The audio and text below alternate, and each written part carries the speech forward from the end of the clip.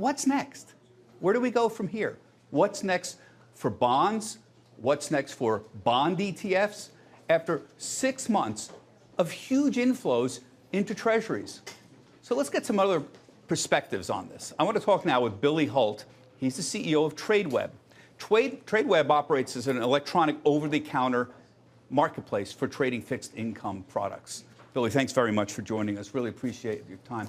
I think you were standing right there on the sidelines. Yeah. You heard me talking to Howard. What's your sense on where bond prices are going, particularly now that the Treasury Department is going to be selling a lot more bonds to meet those deficit needs? I know that seems to be a concern of a lot of people, but a lot of viewers are heavily invested in bond ETFs right now. Yeah. First of all, thanks very much for having me on. Following Howard is a little bit like following the the Rolling Stones. I'd like to make an old guard, new guard joke, but I like Howard too much to make that joke. Even though we are on television, I just kind of made it. Great to be here. It's an amazingly interesting time to be in this business right now.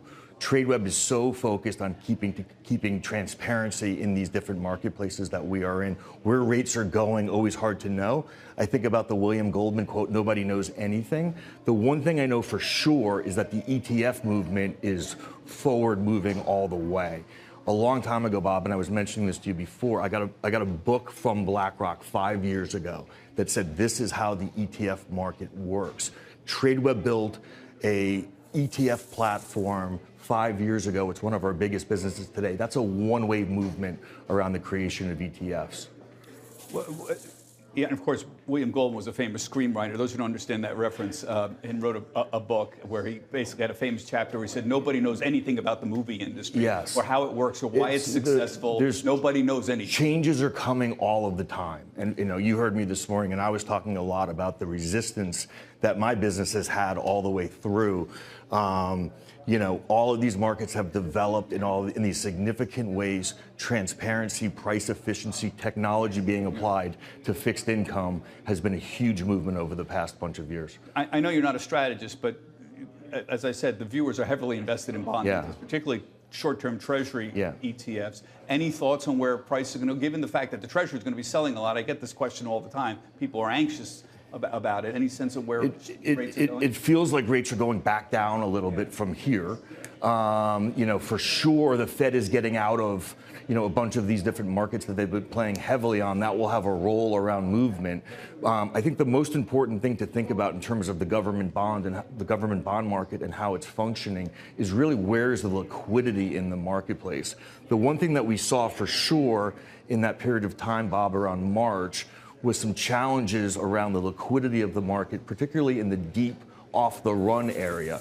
There's a lot of conversation about regulation coming into the market, and then what I would say is significant levels of market structure change coming with potential all-to-all trading, which is essentially the ability for the buy side to trade with the buy side in the big areas of the government bond market. All very interesting innovations coming. I want to talk about that, but again, they're very invested here in the bond. You're trying to get an answer. I just want to. How about other spaces? Corporate bonds, high yield bonds. They've sort of been forgotten and neglected. They have. I mean, again, the high yield market went through significant stress in March. Very illiquid, very difficult for real risk positions to come on and go off the platform. I think the corporate bond market's going to struggle for a while. Obviously, trace volumes are significantly off. That's not an area where I would say you can feel very good about where the volumes of that businesses are going. That being said, again, continued transparency in corporate bonds, in credit is super important for the marketplace. The stock market went electronic 25 years ago. I was on the floor of that in 1990, the mid-1990s. Bonds have been startlingly slow to go electronic. I know that's slowly changing. This is the heart of your business. Yeah. You said here at this conference that your greatest competitor is actually a telephone. Yeah. That people still are not lazy, but they tend to still trade, particularly the institutional traders, bonds by the telephone. These are why aren't bonds more electronic? I'll make another literary reference for you. Back to Liar's Poker. These were, and Bonfire of the Vanities, these were the masters of the universe. Very resistant to change. They ruled the roost. Absolutely right, the change happens slowly. But at the end of the day, more innovation, more price transparency are one-way trains around the development of these marketplaces. So tell me a little bit about the impact. This is a show about ETFs. Yeah. About the impact of bond ETFs on bond liquidity. You know, the ETF haters always used to say, oh boy, go ahead and trade these passive investment vehicles. But when you have something that's thinly traded, like some bonds or some other product, the minute you hit a lot of volatility, everything's going to fall apart because the underlyings aren't going to be able to trade.